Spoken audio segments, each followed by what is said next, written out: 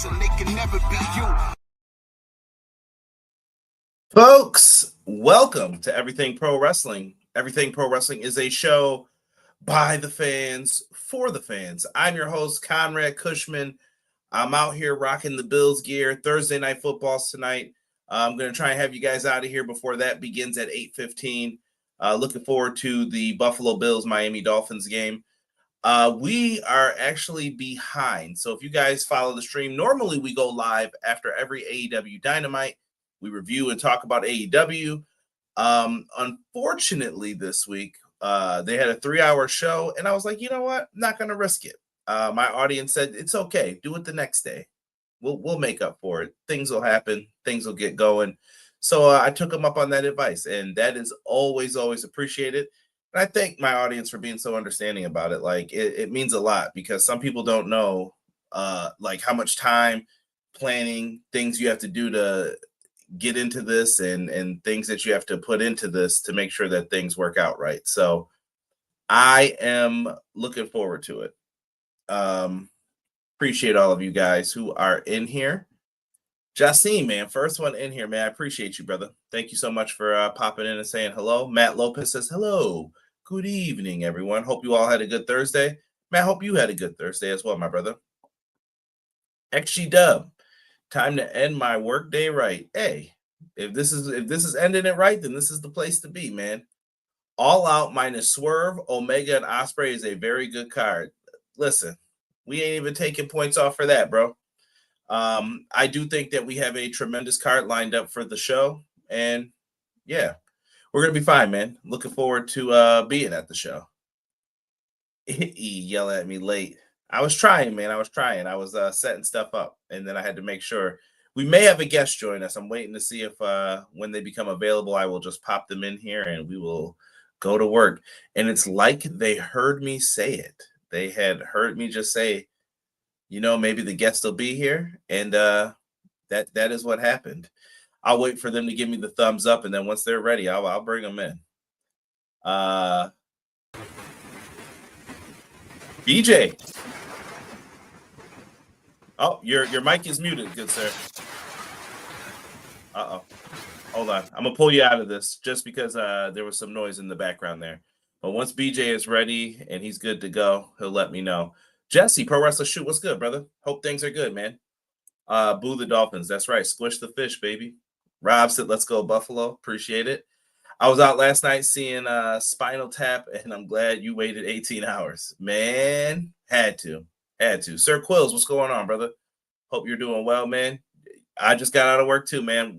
I went out and did a walk, and then I came back home, and I'm like, let's fire up the stream and let's do this, man. Appreciate it. That is not the name of the other show this weekend. You forgot the Palooza. Man, I missed the show. Don't worry. We're going to wrap it up for you, Jesse. I promise. And a nice bow. Jasim said the name is Wrestle. Oh, my goodness. Sounds good. Sounds like a vacation. Palooza. I mean, yeah, it's an old ECW name. I'm not mad at it. Look at this, man. Everyone loves a BJ. How you doing, my guy? Hopefully he's doing good, man. He'll be in here in 1 second, man. You walk the pupper? No, just me. Just me in it. All right, let's see here. We're going to try BJ again. Oh, nope. I hear a lot of, like, crackling. Okay. I don't know. It sounds like BJ's got rain hitting the shed or something. I don't know what that noise is. Hubs, man. Everything Pro Wrestling on a Thursday. Let's go. Have a good show. Just came from work, the gym, and now here to at EPW to watch and learn about AEW on the doorstep of All Out. Appreciate you, Hubs. You can watch us every Monday, me and Sean Hubbard on Clash of the Podcast, live 6:05 Eastern Standard Time, man. All good, man. It looked like a great card. Yeah, it was, man. It was, and then there's good and bad with this show, and we're going to get into all of that. Deanna said, sounds like a thunderstorm. Yeah, definitely sounded like they had some rain and stuff on there hitting it, but it's all good, man. Like I said, I'll get you guys out of here before the Bills game. I promise you. So let's take a look here at this show, shall we? Dynamite last night. Normally we get AEW Dynamite and it's ready to pop off and go. And it was a little different. They built it up to be September to Remember. And this was the artwork that they went with, and I thought it looked tremendous. So I appreciated that. BJ. Hey. There it is. There it is. I had to switch off of my professional mic, so I'm sorry if this sounds a little bit louder and unproduced. But yeah, something has happened with its driver, and it's been giving me some issues. So I apologize for that. I missed my opportunity to do the say his name and he appears, but here we are. Don't worry, that guy's battling dual contracts according to the news of today. So yeah, I wish him the best. I've been a fan for a while, so I wish him the best. Same. Let's see here. Just look at T-Ferg. I see you popped in, man. What's good? Dynamite / Collision last night. The show always looks better with a larger crowd. That's a fact, man. Loud crowds make the show a little bit better. Apron design was immaculate. I did love the design. D-Rich, what's good, man? Glad you are in here, man. Welcome, welcome, welcome. And BJ, everyone's showing you love in the chat, man. But what did you think, BJ, of the design? You know, they went with kind of the, I don't know if I want to call it the Riddler, the crazy note that you leave somebody where you cut out letters out of magazines. I liked it. I like when they switch some things up.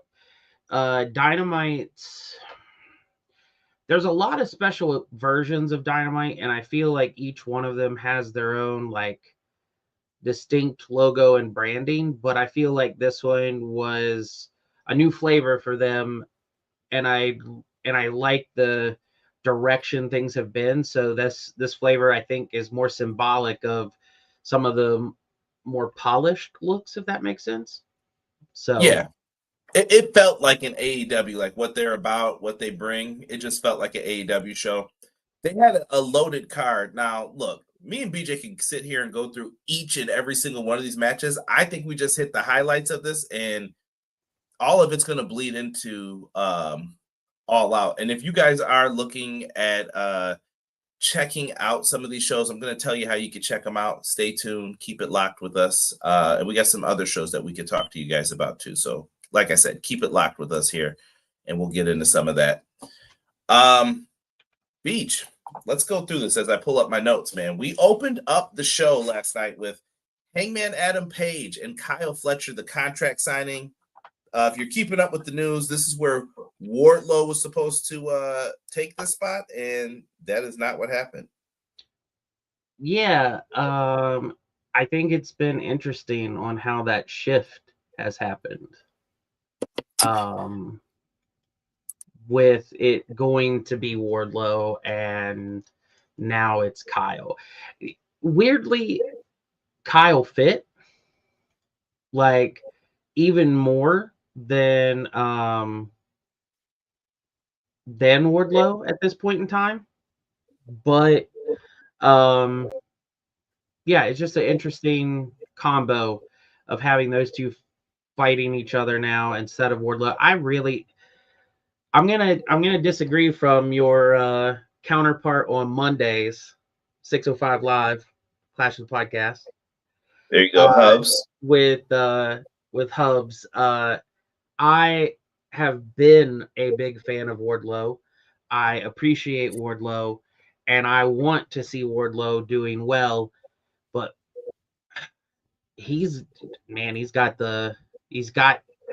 there's some kind of negative energy that's going on that's just making it be not right now, not at this point. Yeah, that dude just got the worst luck, man. Worst luck in history of all good things, man.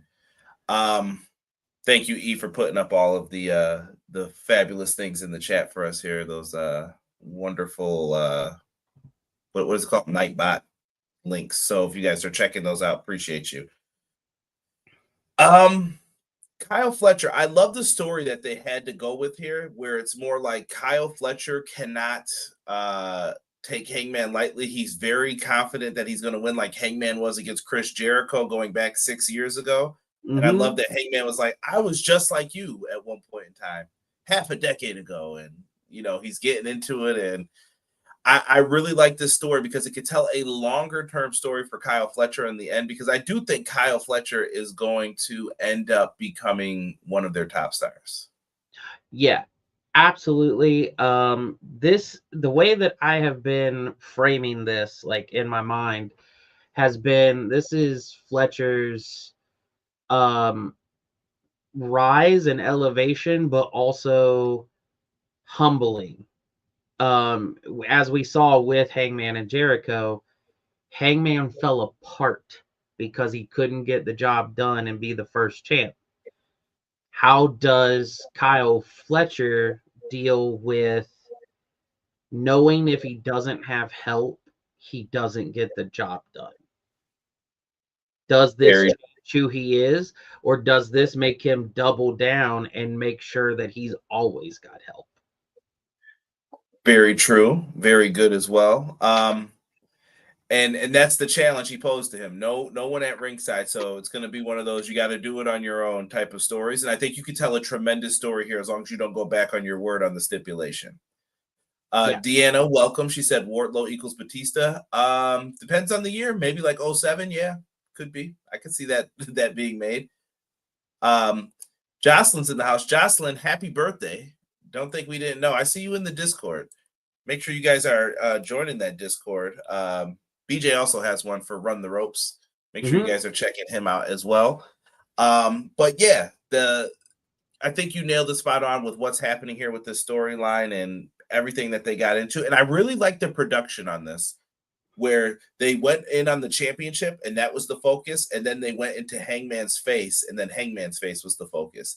It didn't feel like, oh, it's this grandiose thing and blah, blah, blah. It felt more like that's the focus. And then when it focused on Hangman, like, it didn't feel like it was planned. It just felt like, let's just do that. Yeah. That looks good. Let's run with it. Yeah. What is this? When has no one at ringside meant anything in wrestling besides the Continental tourney matches?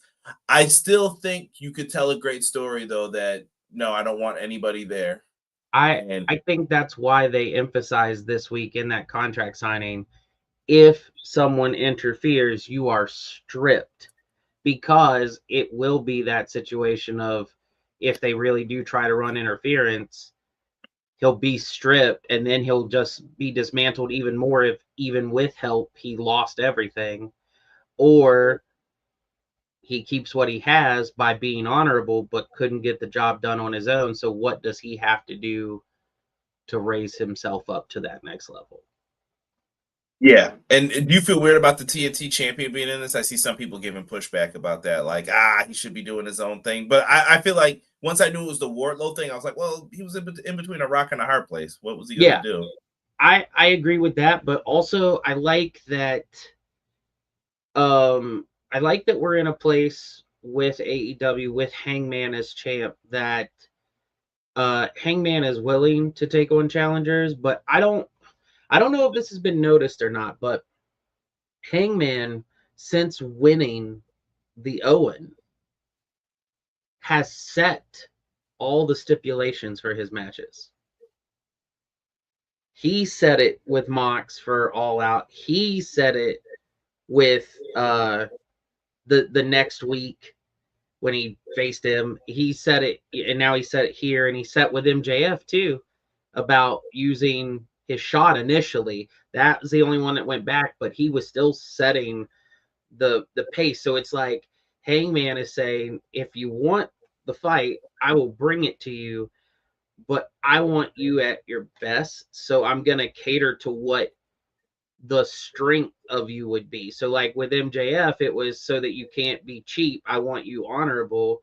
And it's the same way with Kyle Fletcher, but instead of it being this, oh, you have a title shot anytime you want, it's you put your belt up on the sanctity that you will be honorable in the fight.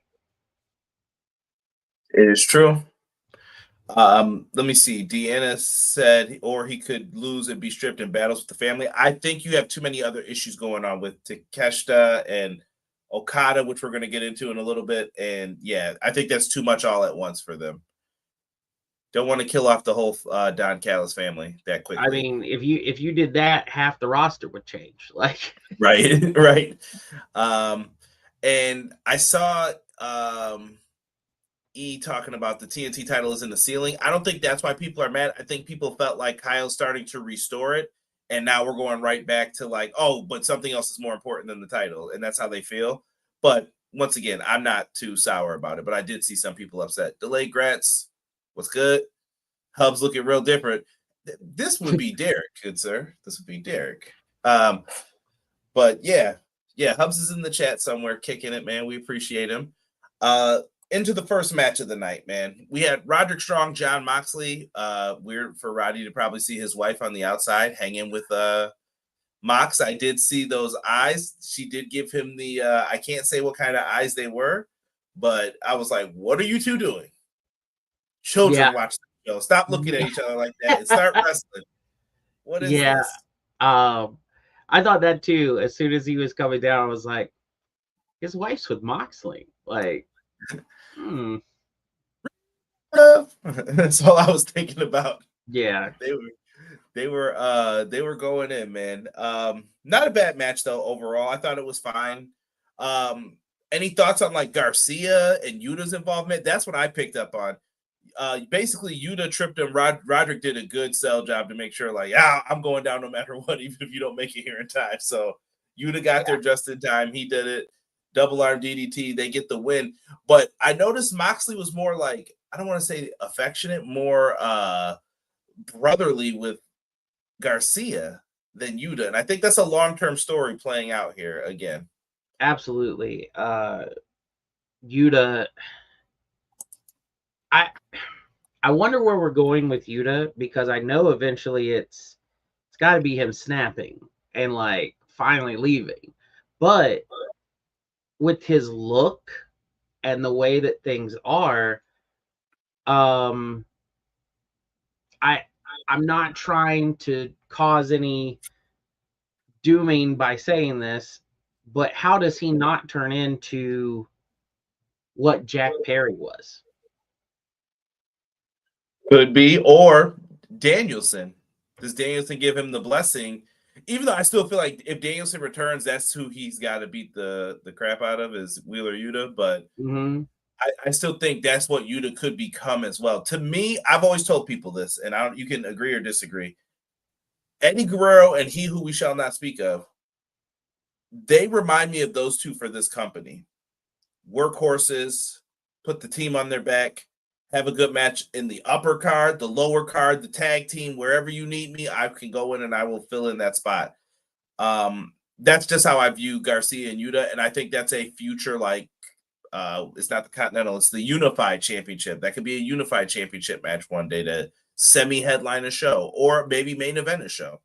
Depends how you feel. And that's what I thought Ring of Honor should have been when they first started it. I was like, these are your two guys who lead Ring of Honor. But it didn't happen that way. But I still, the Ring of Honor conversation that's got to happen at another day, because there's a lot there. But I'm also not mad with where some things are with Ring of Honor right now. So you got your good with your bad, but I agree with you. When I first heard that they were purchasing it and what I thought it was going to be, I thought those two, Lee Moriarty, what's his name? Preston Vance. Yeah. That I thought they would be like major players at the top of the card of Ring of Honor, but it's a whole different ballgame than what I perceived it to be. So yeah, and some things work out and some things don't. Going back through this, like I said, we had Tony Khan and MJF talking backstage. I like Tony Khan in the, like, you don't see him, so you don't get the awkward rapid eye movements and things like that. And then you get MJF, who is really good, and they're just telling a story with their words, their voice levels, yelling at each other, whatever it was. And basically, MJF said, the blood's on your hands after this pay-per-view for what I do to Mark Briscoe. And, I think he said you'll have another Briscoe in the dirt. And I was just like, ooh, that was a good line there for him to walk out on. And that was the end of it. And I thought it was just a fantastic example of little things, tell a story, we're there. You know what this is about.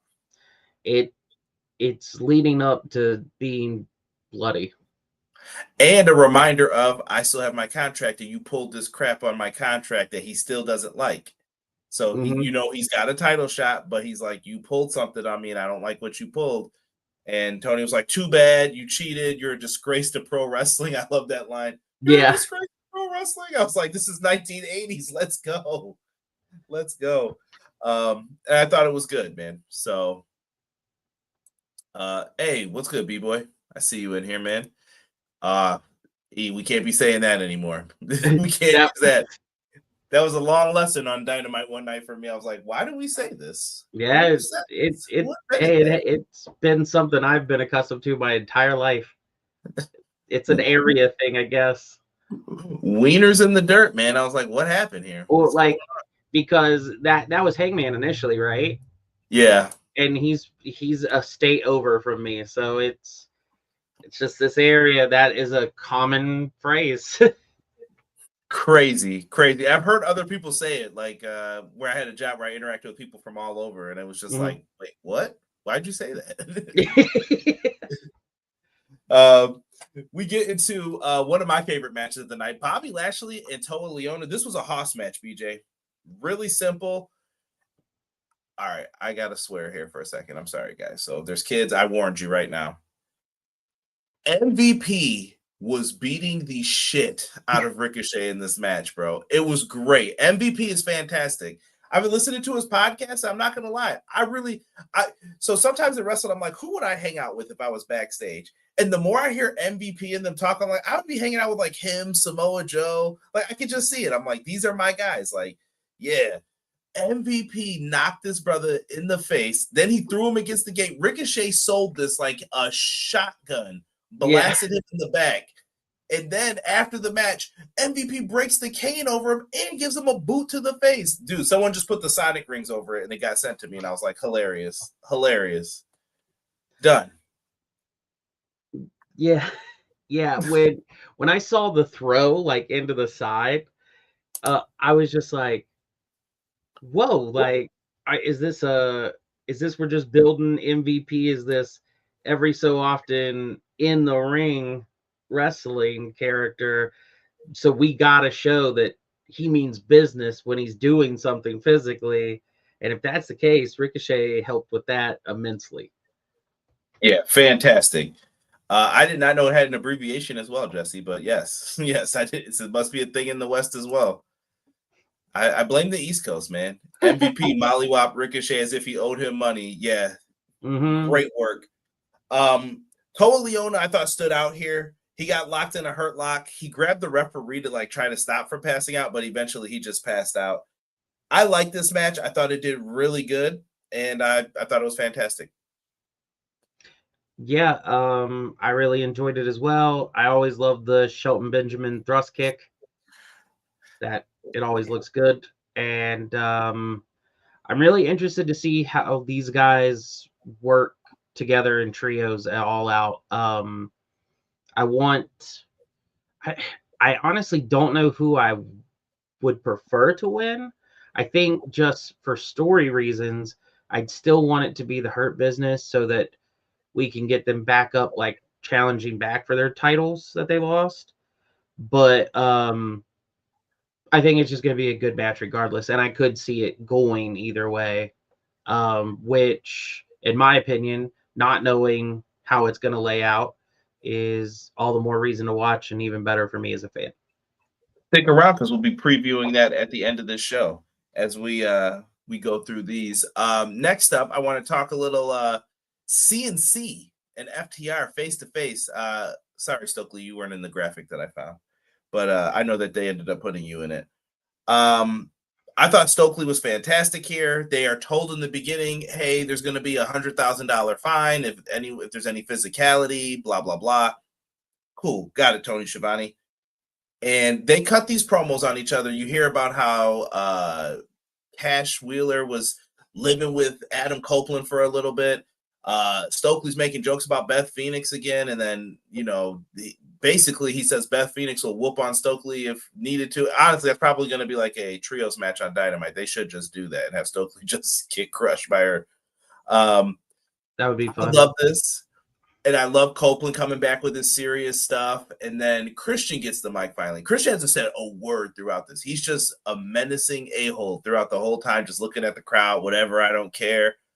And Christian gets on and he was like, look, guys, not to sound like an a-hole, but $100,000 really isn't that much money to me. Pops them, bam! And then they start going at each other. Dax is bleeding, and I thought it was like the perfect shot of blood because then when they turned up the ramp and security's pulling them apart, and they did have a few mishaps here where the Edge does the spear and he's way too close. They're supposed to have like the look on each other's faces and they're right next to each other. I was like, well, I'm going to punch you, bro, because you're right here. Sorry. And they did a good job of recovering it, and the blood's coming from Dax's nose. It got me hyped for this match, man. I'm looking forward to this one, and I love Christian, man. I'm so happy that Christian got that cool moment in the feud here. Me too. His hit on Dax, I don't know what went wrong or what happened, but Dax was pouring blood. Yeah, I think he just got his nose cracked. But also Cage and Cope. Yeah. As soon as he said Cope and Cage, Cage and Cope. And yes, I agree with Delayed. Cage and Cope gonna make you sweat. Like that's right. And I'm kind of with Rob. I genuinely do not like Cope, but Christian is fantastic. The only reason I want to see this team win. I love Christian, man. One of my favorites. Yeah. CNC versus FTR is opening the pay-per-view. Let's go. Wow. That's a dub. Everybody dance now. Here we go. There we go. The intern would have loved that if you heard that. Next up, we get a tag team qualifier for one of the matches here for the 4-way ladder match that's happening. It's the Bang Bang Gang versus the Bucks. Listen, I love Austin Gunn. I love Juice. Not an official tag team. Right now, we're going through hard times for the Bang Bang Gang. I think it's all going to pay off. I think they have an ace up their sleeve, we'll just say. And I think that it's going to pay off in the long run. But the Young Bucks wound up getting the victory here with the Meltzer driver. Yeah, Bang Bang Gang is in a weird spot just because I think when Juice was coming back, they were going to do something different with him. He had that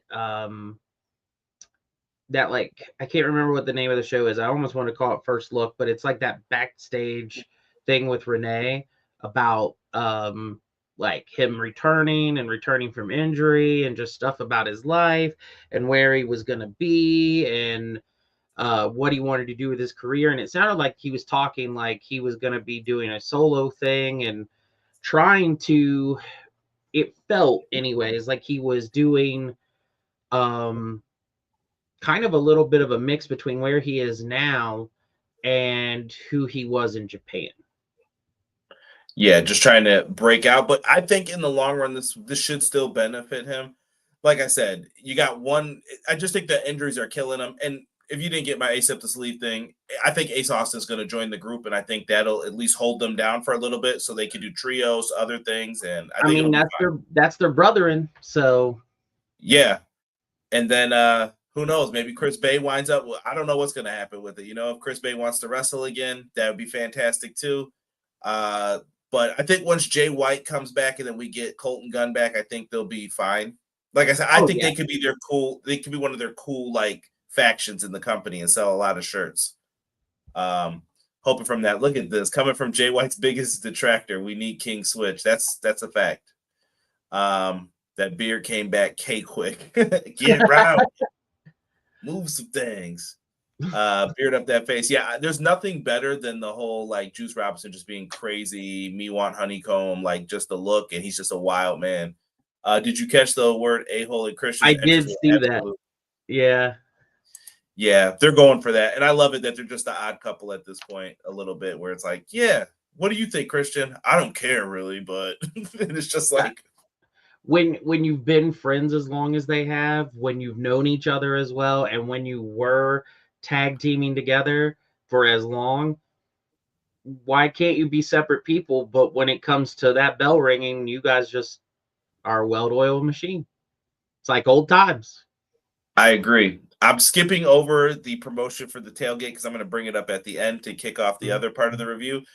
September to remember, we get Beast Mortos, Mascara Dorada. Listen, fantastic match if you like Lucha Libre. Mascara Dorada wins. It was the right call. You already have 2 heels in the match. You don't need another one.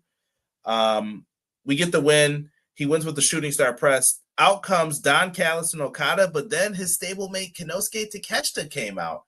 Little stare off between them, and then Takeshita just walks away and lets a high flying move off the top rope happen to Okada, and he's just like, yeah, whatever, I don't care. And it just builds up to their match, man. Very interesting. And he's got an IWGP world title shot coming next month, so looking forward to it. Yeah. I feel in 2 different mindsets when I see like the lucha matches happening on AEW, because there's a part of me that hits that nostalgia WCW. We had, like, when they were bringing in the cruiserweights, they were bringing over the luchadors, and you had those matches, Psychosis and Ray and La Parka and all that. But a minor one to mention, but Blitzkrieg, I don't even know what ended up happening to that guy, but he was awesome. He ended up going back to work, I think they said. I know. Like, he just went, like, he just was like, yeah, I'm going to not do this and work. But, like, that guy was crazy awesome. Juventud, all that. But, like, so seeing it now, it is a different style still of lucha, because I feel like they have more people who, it's not the smaller high flyers. They're regular, like, there's the strongman type, there's all of that. So I think it's showing more of a world of lucha, which I like, but it also hits me with that nostalgia feeling of, oh, there's a lucha match going on to, so I'm just, I really like AEW's roster when it comes to that kind of stuff. And I like that it can be so vastly different. We just had Bobby Lashley in the match with, it was Toa Liona, right? And boss match. And then, like, we're into a lucha match, like, and then it's just like boom, boom, boom. And yeah, I don't know. It's a buffet of wrestling. It's a buffet of wrestling. Interviews, tag matches. We had a singles match. You got a contract signing. Here's a lucha match. Then we go over to Timeless Toni Storm. Here's something wacky a little bit, but it works. She gets her segment, and she talks about having it, and her 3 competitors in the match show up, and they're into it. And that just transitions into how Tony Khan does it. Now, originally, it was just going to be Queen Aminata versus Thekla. They were like, no. Can't do that. So they made it no holds barred. Another reason to love Tony Khan. I was like, oh yeah, that's exactly what people were looking for. So they changed the match to no holds barred. And yeah, I thought that it was a fantastic move. The match was all right, but I have a beef with something that happened in here. Thekla wins. I'll keep it short for you guys. Thekla wins, but I have a beef with something that happened in here, BJ. And it's more of a production type of thing. I don't know how you watch the show, but okay. I watch on HBO Max. Me too. So what happened during this match for you? Did you eventually realize? I sat there for like 6 to 10 minutes, and I was sitting there like, oh, I thought it was a commercial, and it wasn't. It wasn't. You had to go over to Collision to continue watching the show. They gave no notice of that, anything. It was just, we're waiting. Got to pass that blame out to HBO Max. And yeah, that's an HBO formatting thing, not an AEW thing. And they should have been cognizant, though, of if that's what they were doing, then you guys got to promote it. Like, the commentary team's got to tell you, get ready to switch over to Collision if you're watching on HBO Max, and stick with us if you're here on TBS. That's all you had to say. Boom. Yeah. Then it's on me. But we didn't get that. So just a little shade, not too much, just a little, Tony. Just a word of advice, fix that. I'm just hoping that by the time we get to All Out, we've got a awesome 4-way match. I think it was right for Thekla and Queen Aminata to have the no holds barred, because they've been brawling in a bunch of their matches over the last couple of months, and they've really, like, every one of their matches feels like they're laying in hits, and so this just made sense to me. And I think I can say it this way. So sorry if it hits the censors, but I hope everyone's got bushes trimmed and ready to go.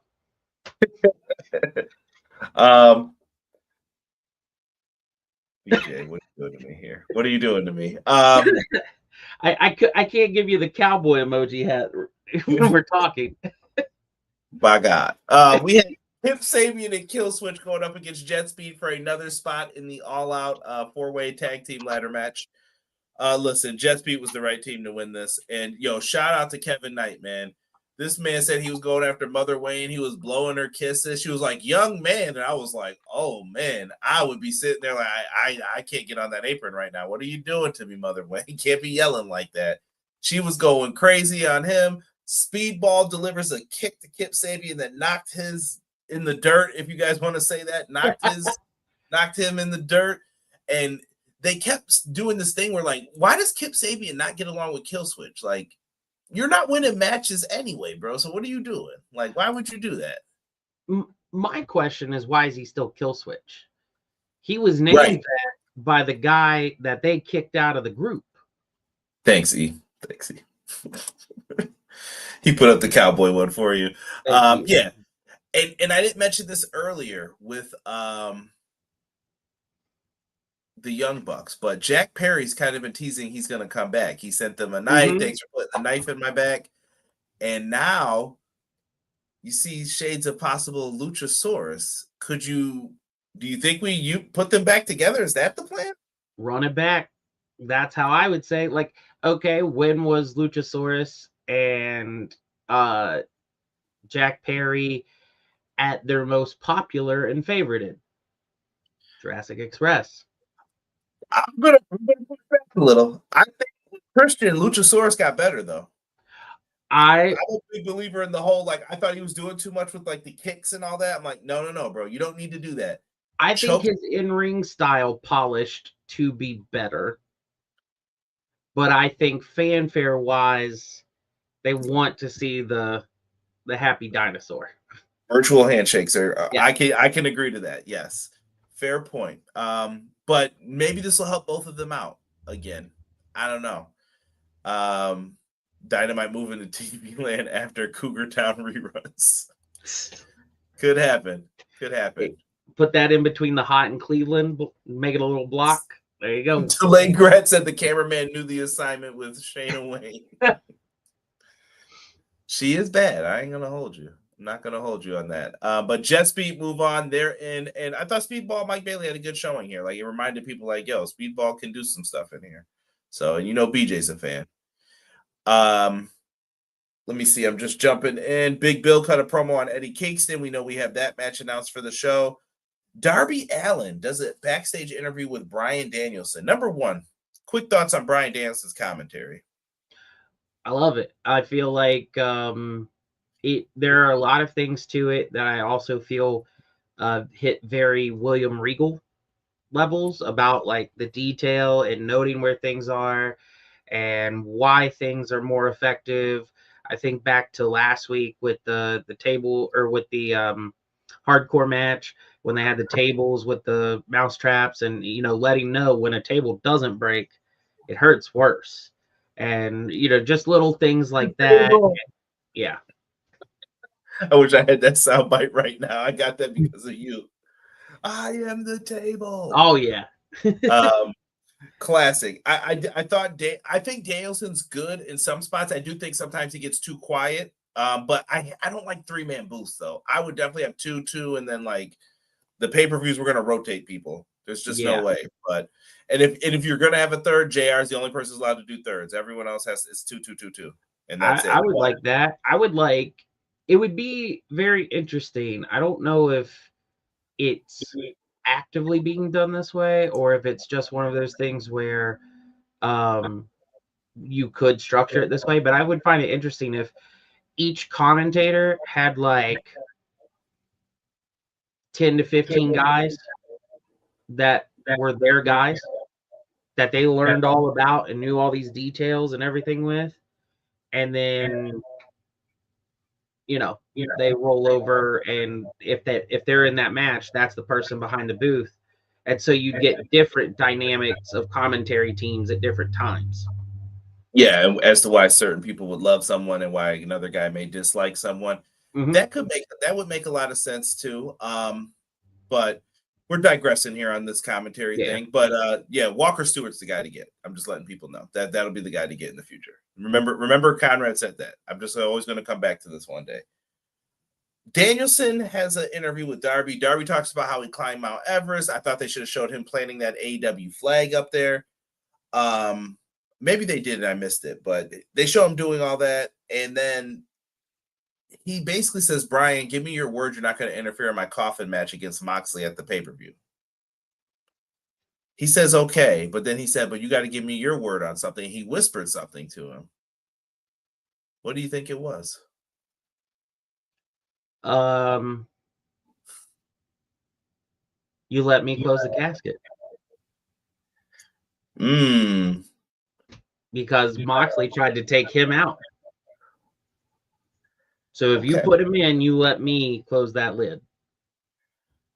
I like it.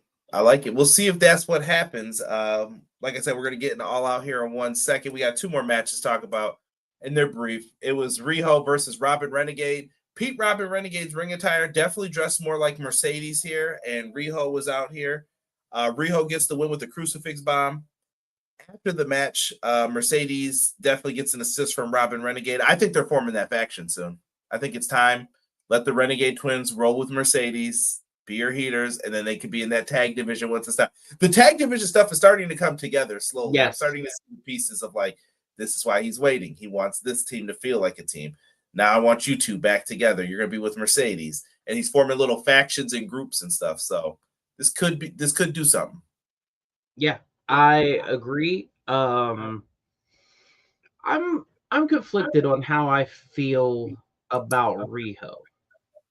And I think I've been conflicted, not because of her ability or backstory or anything like that. I don't get as much of the hype as clearly what ratings show, because there is like a thing known as the Riho pop, like when it comes to like actual ratings, when she's on TV, like people are watching. To be fair, and this is going to be quite the throwback, I got really mad when she attacked Yuka Sakazaki in their tag team match, when they were like after their tag team match, and nothing ever came of that. And I'm a big fan of Yuka, so ever since then I've just been like, I don't know about you, Riho. Like, I forgot about that. Yeah, I love Yuka Sakazaki as well, but yeah, I forgot about that. I'll have to go back and what show was it on? It was one of the first, like one of the early pay-per-views. Might have been the pay-per-view. Somebody, I think, did Britt Baker get concussed in that 4-way? It was her and like B. Priestley. Okay. And I'll have to go back and look. It's not like very early. It was very early in AEW, but yeah. It was like one of those specials that they had on like BR Live in the early days, right? Mm-hmm. Mm-hmm. It was. Maybe it was one of those. I'll have to check it out and see if I can find maybe Fight for the Fallen. Okay. Might have been Fight for the Fallen. I might have to go in the archives and take a look at that. And then your main event. Yes, I know other things were announced. Don Callis announced Josh Alexander and Hechicero as annoyingly as possible. He does a good job at being annoying in his job. They go out here and they face Top Flight, Sky Flight, Your Flight, My Flight. Ain't happening. Don Callis' family gets the dub here, and I thought it was the right call. Top Flight just feels like, oh, put the high flying guys into the ladder match. That makes sense, and I'm glad they didn't do that. Sometimes AEW's ladder matches get weird and clunky, but that's okay. Like, it's different people in there, and you need people to be bases in the match. So they ended up getting the win. I'm okay with this. Show goes off the air after a 3-hour event. I will say, first and foremost, I agree with you on the Top Flight thing, but also the last time Top Flight was in a ladder match, we didn't have Top Flight for a while. Yeah, so, we don't talk about that. I'm glad that it went a different way. Also, Hechicero, like I'm a big fan of him. I think he's fantastic. So yeah, I don't know how much Derek has seen of him because I'm trying to remember. I think all the matches that I've watched where he gets to bust out some cool stuff has either been on like Collision, New Japan, CMLL. Derek saw that head scissors and he said, all I saw was, oh shit. And I was like, yeah, I told you, Hechicero's that boy, man. I'm telling you. He just never saw something like that. And I was like, yeah, it's pretty cool. This one surprised me. I thought Skyflight would win. Yeah, listen, they're trying to do stuff with Scorpio Sky. I don't. Here's my rule. I think the trios title should be on teams like that. The trios belt should be just something that just moves around from time to time just because. Joe and them don't need the titles, really. But I get it. You're trying to act like a good team has them, and I'm trying to make everyone happy. Let these other teams have them. It's okay. Like, people will be fine. Sorry. I'm not opposed to them being stronger than the never open weight 6-man, but changing at like a third of the frequency as the never open weight 6-man would be fine with me. Yeah, and I just think random matches, and I wouldn't be mad if you were like a CMLL team has the AEW trios titles for a little bit. Do it. It's fine. Before we get into this, real quick, BJ, I did put this up I thought me and Derek were going to do the show on a Wednesday, then I realized it was going to Thursday. So, and what'd you think of the show? Like thumbs up, thumbs down on the 3 hours? Oh, thumbs up for sure. I was fine with it being 3 hours. I'm ready for All Out. AEW has rarely missed the mark for me this year. Okay, good. Andrade being gone, your quick thoughts on it. Me and Hubs talked about it, I think, a little bit on Monday, but quick thoughts. Don't know. Do you bring him back to AEW? If I was Tony, I would, because I showed him that I would book him well on the way out, but he had it in his mind that he wanted to leave. So business decision ended, our contract ended, you went on and did your thing. You weren't happy there. I don't know what I can do to make you happier, but you're a good talent. I'd have you back. I'll start having you do stuff with CMLL as well. Yeah. And the late Gratz, I'm sorry. Yes, you're correct. Every go home show, they had the brawl with the Don Callis family. Oh yeah. Everybody came out and got their shit in. You know how it goes. And then Brainbuster to Hangman through the table, which I thought Kyle Fletcher and Hangman both sold great. Kudos to them. Thank you. Yeah. So you said bring him back or don't if you're Tony? Bring him back. I would just tell him you're on one strike, bro. The moment you screw up, definitely. We don't want any instances like him and Sammy again. Yeah. So the moment you put your hands on someone, you're out of here. That's just the new rule. Like, I'd be like, you're done. Bye. Yep. So hopefully they can keep it like that, because after that, you don't really have many options. And that's one of the issues with how like wrestling is kind of being, you're on this team or this team, and you can't play for my friends if you're going to be on this team. So I think he'd be a perfect person at TNA. He could be the top guy in TNA like this tomorrow. Done. Yeah. I'd be like, yeah, he's the world champion. Will they let him? Because where are they going to be in a couple of years? Months, possibly. Months. We got big news this week. TrillerTV is going to be showing Annie versus Sorrow 92. MJF is in the semi-main against Mystico for that one. It is title versus mask. Should be a really good one. TrillerTV is going to have the English commentary version. So if you guys haven't, or you're looking for an excuse to check out CMLL, the card looks fantastic. Go online, look up some of these people. You will recognize some names possibly from New Japan, Templaro. You'll recognize Titan, I believe, is on the card as well. A bunch of great wrestlers. Go out and check out CMLL. Honestly, I told Rob this. I'm going to say it early right now. If you ask me best promotion of the year right now, I think CMLL is in my running. So, and that's just me talking. The records they've set, they're doing great business. And I think they've helped uplift AEW.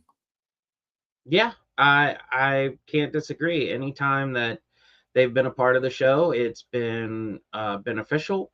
Some of the talent that's come over, it's been great. And seeing them do the shows from Arena Mexico. Like having AEW come and do shows there, like it's only helped AEW as well. And that venue looks fantastic. And so just yeah, I'm with you. I think that trajectory wise and what I know of the world of wrestling right now, I'd say that they're definitely above New Japan, and I'm knowing probably just as much as going on there as I do in like TNA. So yeah. Friday at 10:30 CMLL is delayed, but yeah, I'm definitely going to be checking that out tomorrow. Cannot wait. And it's $20. Like, you can't beat that, in my no, opinion. $20, not bad for one show. That's pay-per-view quality. Like, come on. Going into All Out, he asked a good question, which I will be answering. Is All Out going to be available?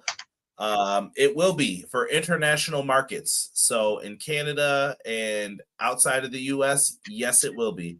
They are promoting this as the first show for HBO Max. That is that smooth $39.99 with the HBO Max subscription required to purchase this. Like I said, I think HBO Max, WBD, whatever you want to call them, I think they should have ponied up the money and did that. And I think if they did really want to push back against WrestlePalooza, they could have offered this for free, but that ain't how things played out. Either way, I got friends going to the Palooza show. I'm going to the All Out show. Should be a fun card. Beach, let's run down what we got coming up here this weekend, and we'll go through these tailgate one quickly. Saturday, tailgate brawl. My plans have all been changed, for the record, if you guys want to know. So WrestlePalooza moving their show same date, same time. That made AEW move, which means I had to change my hotel/Airbnb plans to now I had to spend $30 extra to check in early because of this. So everything's a mess. And I'm like, I don't know if I'm going to get there in time to see the tailgate brawl. We're going to have to wait and see what happens. But we got Willow Nightingale, Mina Shirakawa, Harley Cameron, Queen Aminata versus Julia Hart, Sky Blue, Megan Bayne, Penelope Ford. Who you got in this one, and what do you think? And this is also going to be on TNT and HBO Max for people. So it's like this was what I thought Collision was going to be. Like, their pre-shows are going to be on cable. yeah. I think this is great. I am gonna say that they need to face the wrath of Harley Cameron, and so I'm going with that team to win. Baby faces for the dub. Should be fun. And I think you should have Harley Cameron become friends with Willow in this too. Like, they have a little like reunited. And then I think Harley Cameron is going to be the reason that they reunite. And that's another women's tag division story. Peep game. Peep game. Speaking of tag teams, we also have Samoa Joe and Powerhouse Hobbs versus the Workhorsemen. I'm down for this one. I do feel bad for somebody's spine, though, because somebody is going down on the Workhorsemen. In this one, I got the faces going over in this one as well. Same. I really like the Workhorsemen. I want them to get more recognition and more time on TV or Ring of Honor or whatever it's going to be. I just want them to be doing well. I think they would benefit, well, both teams really at this point, but I think they'd benefit if they had like a feud with like the Kingdom. I think you need to develop Ring of Honor feuds on weekly television and have that. The pay-per-views are fine. To me, it's the weekly product. Like, where are you going? What is the plan? And why should we care? And I think you have to figure out how to tell those stories. I personally think Tony should let someone else just handle it, like, as his backup, and say, like, run this. And if I ever go down, you're getting called up to Dynamite, and then you pick someone to run this. Like, or if I ever have to go do something for the Jaguars, whatever. You don't know how it's going to play out and how it's all going to happen. But Scott D'Amore, please. Hey, could happen. Could happen. And then last match, Garcia Shibata 3 at Tailgate Brawl. I can't see Garcia losing this. No. Garcia's got new trajectory, new direction. He's just gonna be on fire in this, I think, and just take the W. Right. MJB, what's good, man? Appreciate you. Workhorsemen are cashing those checks for sure. Yeah. Any chance that Garcia's heel turn is a play? He's playing Moxley. No, I don't think so. You think he just bought into the This is the light. Okay. This is what I got to do. I'm just making sure I got the right amount of matches here. Do I have to -3? Yes. Boom, boom, boom. Yeah, we got the right amount. Let's run through these real quick, Beach. Okay. 4-way tag title ladder match. This one is going to be a mess. You got Brodito, the Young Bucks, JetSpeed, and Hechicero, and Josh Alexander locking it up here. Do they take him off Brodito? Do they give him to the Bucks? There's a chance. Part of me's telling me like they might give him to the Bucks. I don't know. I don't think they are. I don't either, but that's more so because of Jack Perry's threats, and I can see a ladder getting pushed over when you think they have it. But well, see, that's very interesting because my thought was pull back an old mysterious thing that happened in the past, and as the Bucks go to reach for the belts, it raises up higher than what they can get, and nobody knows why. And then you find out it was Jack Perry. Boom. They could. They could. I'm going with Brodito to retain. Me too. Okay. I don't think it's time just yet, but I do think the Young Bucks will be the ones to defeat them if you want a little how I'm thinking right now. Yeah, absolutely. Next up, we have a TBS championship match. We have Mercedes Moné versus Riho. We're getting real close to Mercedes passing Jay Cargill's record. Would not be mad at it at all if they let her get past it, but she's got to make it, I think, to about Wrestle Dream. So give me Mercedes for the dub. And I'm more interested to see how good this match is because we've been giving Mercedes praise all year. Can she do it again? Oh, yeah. It is Monet time. Give her even more belts. Let her beat Ultimo Dragon. Just let it go. I am very much against the detractors using the Hogan line with her. I think she has been showcasing a lot of talent in her matches. She's been showcasing different promotions by having just their belts on TV to be able to be referenced. I think that's good for wrestling as a whole, and I could see this helping unite some women's divisions across the world. Yeah, and rumor has it she has her CMLL championship defense coming up because she's defending these belts as well. And I think Persephone is the next one, and she might be up next to take it off her. Very close, yeah. But I'm going we'll see what Mercedes. Same. Let's go to this one. A lot of people feel weird about this, so I'm more interested in why did they do this, and do you have a theory on why, or is it just, you know what, let's just say Kingston's coming back. Maybe we'll get some buys. Eddie Kingston versus Big Bill. I'm taking Eddie for the win. All due respect to Big Bill. And hopefully we can get him back on track and we figure out what's going on with Jericho, if that's the feud for him or what is happening. If I had the pencil, I would, if this is our setup, it is because Big Bill heard Eddie was coming back, did not want Eddie to take a spot that he felt he deserved, and using the momentum to say, oh, well, you're going to be one of the biggest dogs coming in here. I'm going to bring the fight to you and show you that, no, like, this isn't the same place that it was when you left. Again, I would have Eddie win, but I would then have Eddie respect Big Bill for the call out and everything, and maybe start tying Big Bill and Eddie together to work on something new. The Eddie Kingston Appreciation Society. I see where you're going with this. Yeah. There you go. We'll see. And maybe Jericho pops up here too. I mean, it is in Canada. I don't know. We don't know what his status is. He could be floating around. He could be making that move. They said, not very Big Bill. Yo, chill. Let's get into the Konosuke Takeshita challenges Kazuchika Okada along with Mascara Dorada for the AEW Unified Championship. Beach, do you pull the title off of Takeshita here? because I have a weird theory that I'm going to ask you about in this one. But what do you think? Do we put it on Takeshita? Yeah. No offense, I don't believe in Dorada. Yes. I feel like Takeshita Okada is the marquee where we're heading match. So to add a little fuel to the fire of just, them competing against each other, Dorada takes that L and Takeshita walks away with the belt and Okada never lost it. That's how I would do it. All right. So here's a thought I have. You could have Takeshita win here, but I also think if Takeshita wins, do you really want to beat him at Wrestle Kingdom like that quick? He wins the belt in October. You don't have to do that. But what's the match then that you give him? Him and Okada in the Dome.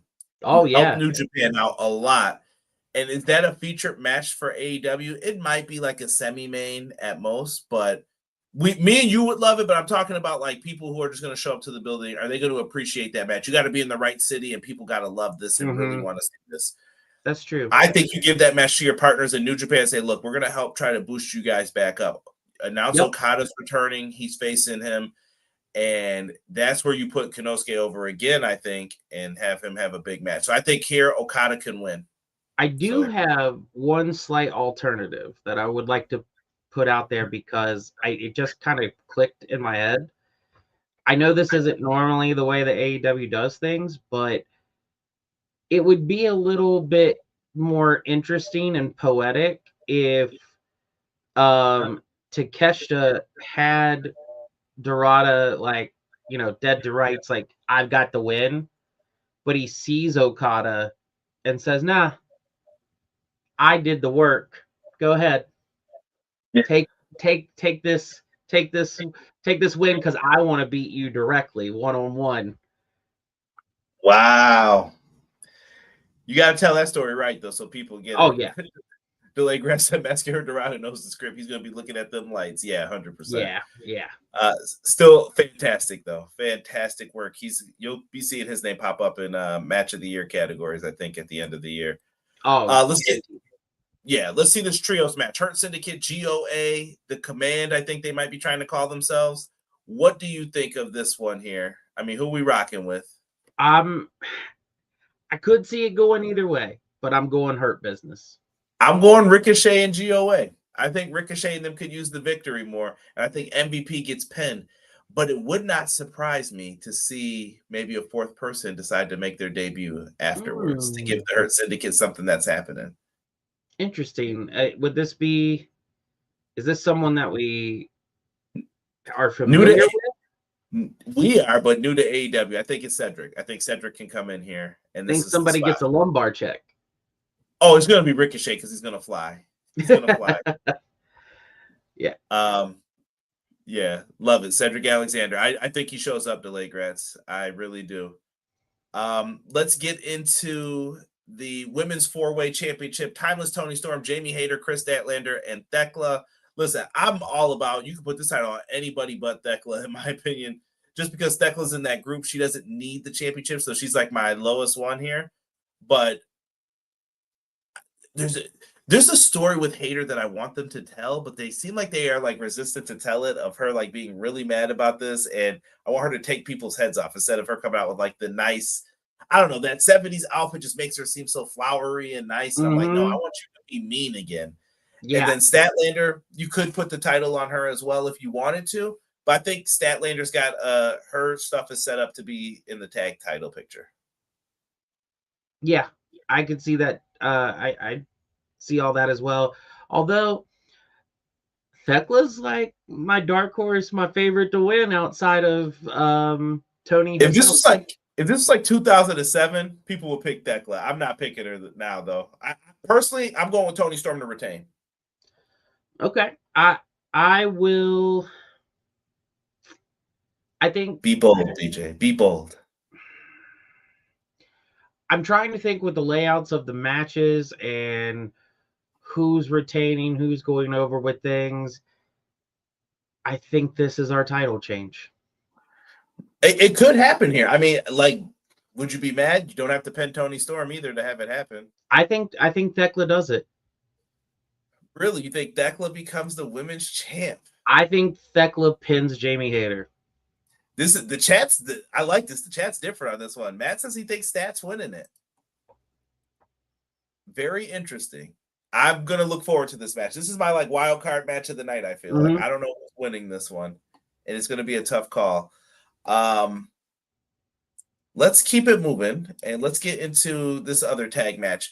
Copeland Cage versus FTR. I just want a classic here. Give me Copeland Cage, but all I want to see is an FTR classic tag team match. I think they're going to carry, and I think Copeland Christian are going to carry them, and I think it's going to be fantastic. And Stokely's going to get messed up in this and be hilarious. That's Cage and Cope, and I also agree with all of that, and I want them to win. Oh, fantastic! I just want to see them have like one of those NXT FTR. Like FTR knows when to turn it on, and they know how to turn it on. So I'm good with it. Yeah. If anyone tries to pause me, play. I don't care at this point. Let FTR do what they're gonna do. Yeah. And I saved the 2 gimmick matches here back to back. Tables and tacks. This sounds real gimmicky and weird. I thought we would have went with a dog collar match, but then I started thinking afterwards. I'm like, well, maybe he didn't want to do one because his last match with his brother was the dog collar match. He's like, nah, I don't want to do that.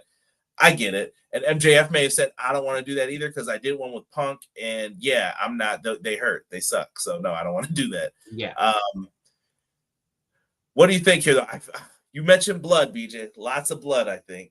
In this. So you said it feels kind of gimmicky with the name, a TNT match, tables and thumbtacks.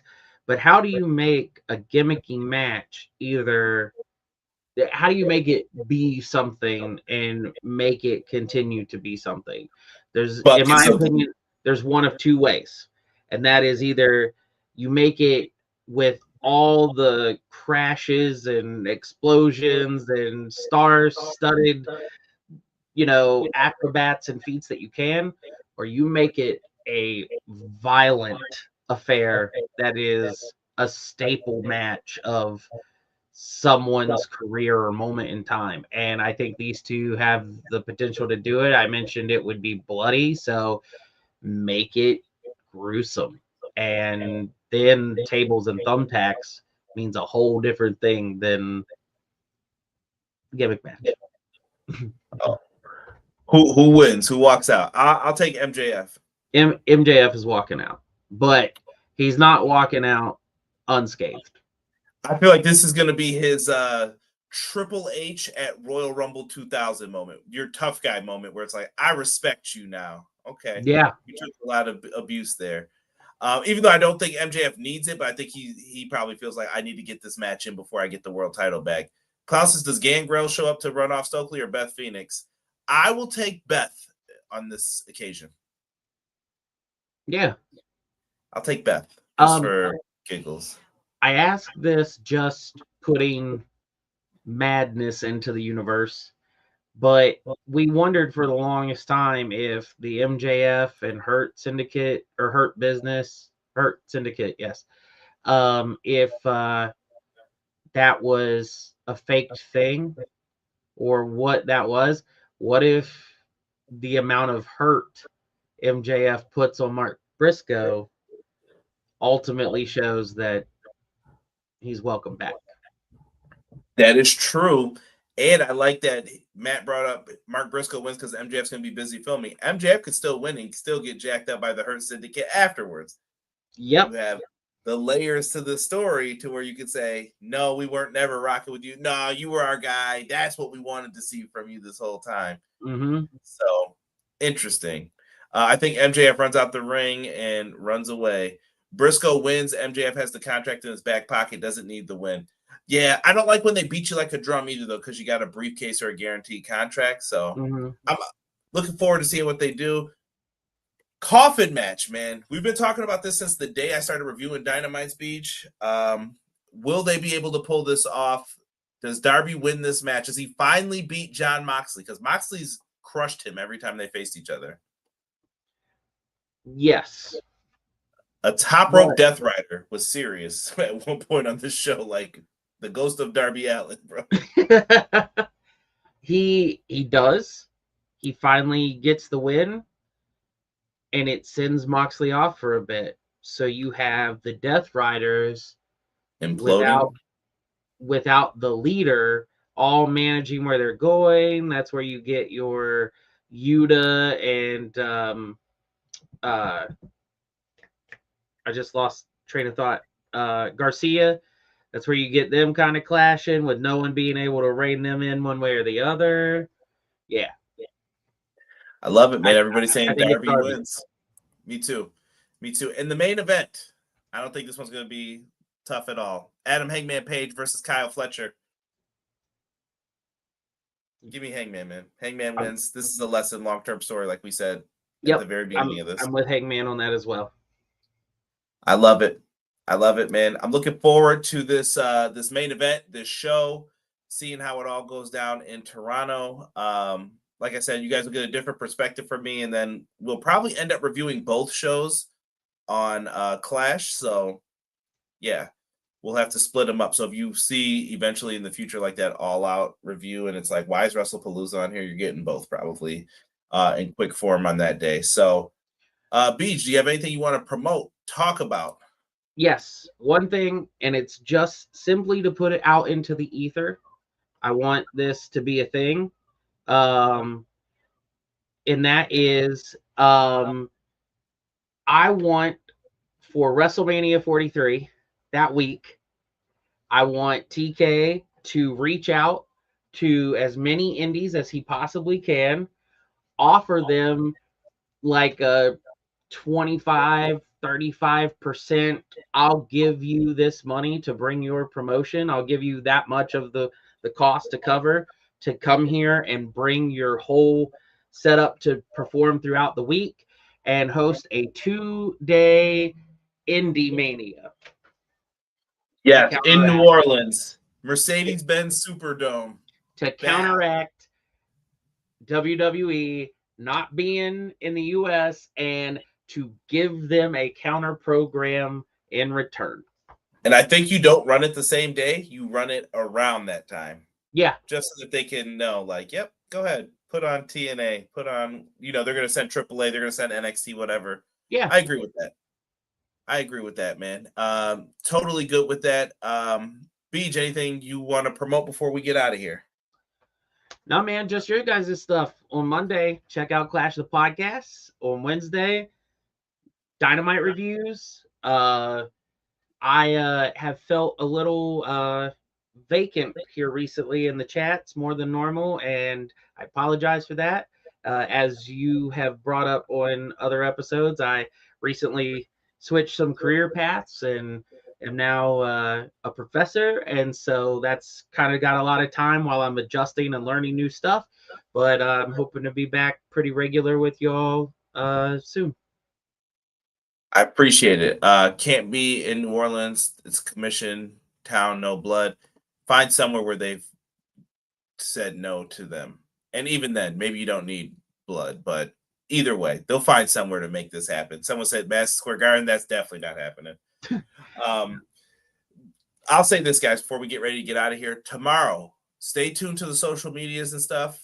You guys are going to be seeing some changes happening over here on Everything Pro Wrestling. Nothing huge, but slight. But I'm giving you guys the heads up. Let me know what you think. If you like it, I would love feedback. If you don't, send me a DM. Tell me whatever you think. We got some cool things lined up for you guys.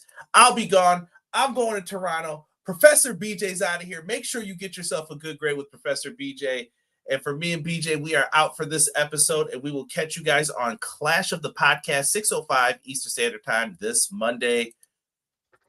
Peace.